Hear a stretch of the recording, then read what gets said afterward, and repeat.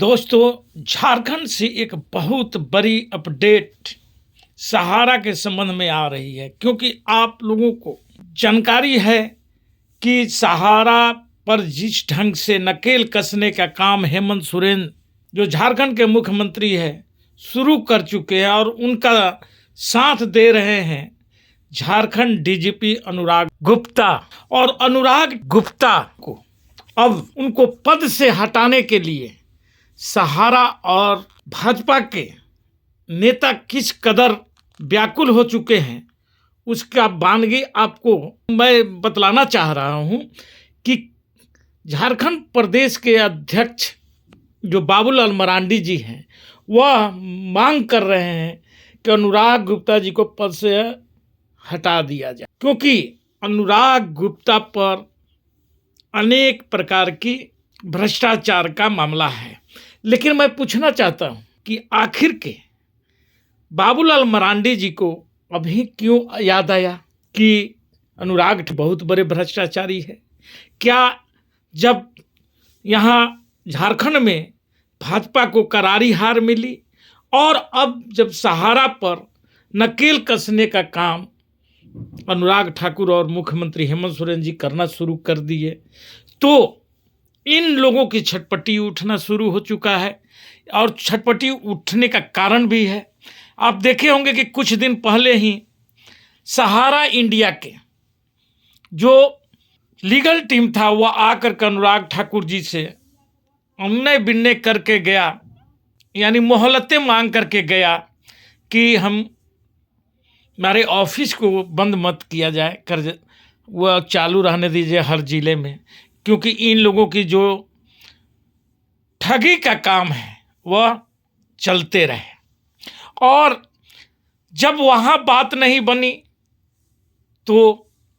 ये विपक्ष के नेताओं से जाकर के संपर्क करते हैं और विपक्ष के नेताजी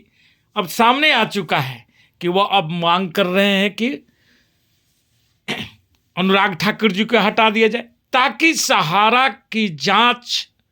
प्रभावित हो सके। इन लोगों की मकसद ही है कि सहारा की जांच को रोक दिया जाए। यानी हेमंत सोरेन जो ठान चुके हैं कि किसी भी कीमत पर हम सहारा के निवेशकों का पैसा जो झारखंड के निवेशक हैं उनको वापस करा दें। लेकिन ये लोग नहीं चाहते हैं। यही काम केंद्र की सरकार भी कर रही है और झारखंड में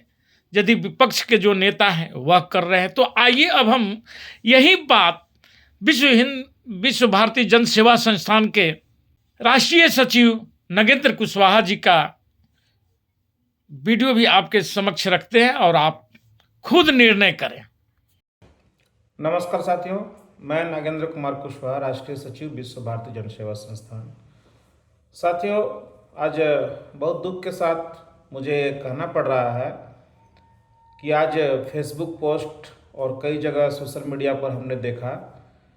कि झारखंड प्रदेश के बड़े नेता और माननीय पूर्व मुख्यमंत्री श्री बाबूलाल मरांडी जी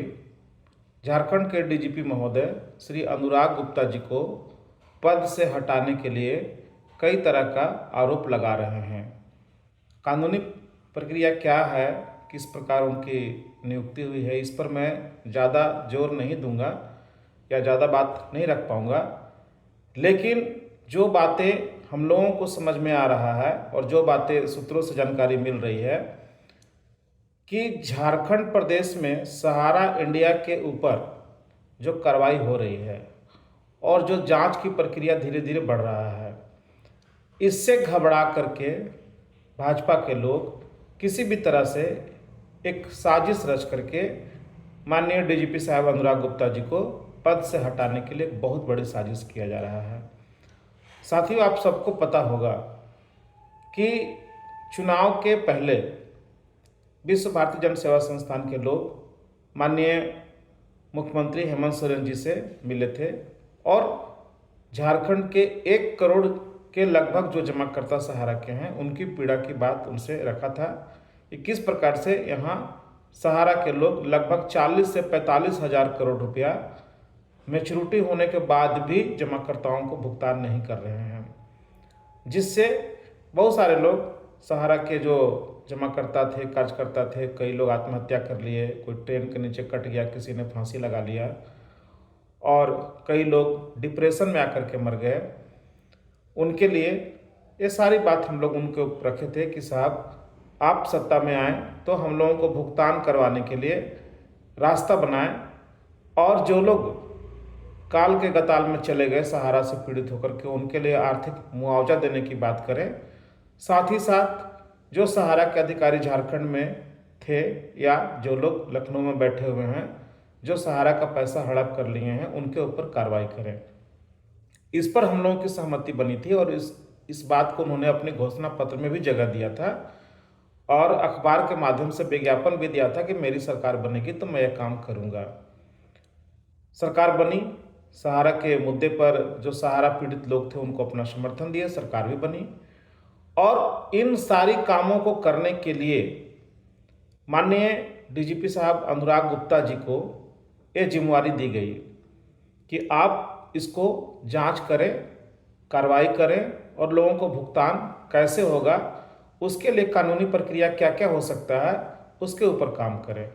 और इसमें एक महत्वपूर्ण काम यह था कि जो विश्व भारती जन सेवा संस्थान की ओर से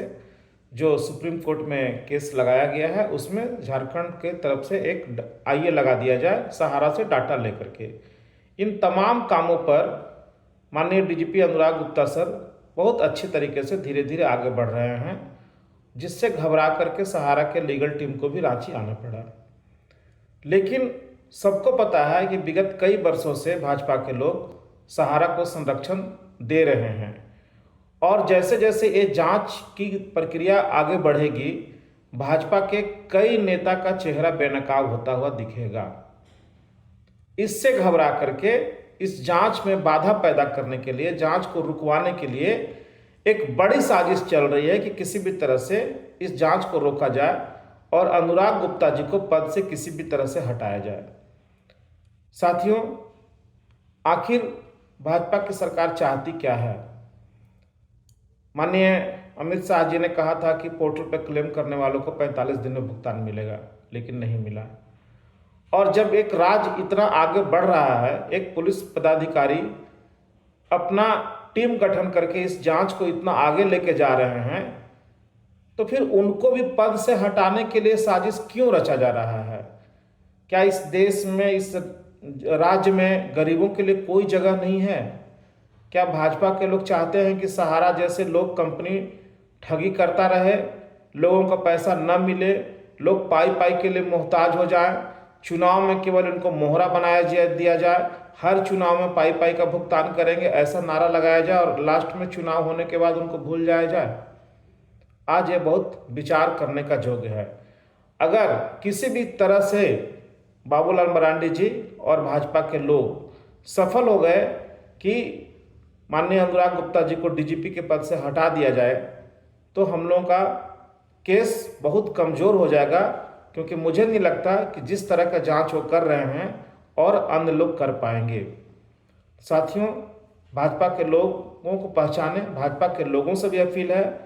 कि आप लोगों के पास भी हम लोग गए थे, चाहे बाबूलाल मरांडी जी हों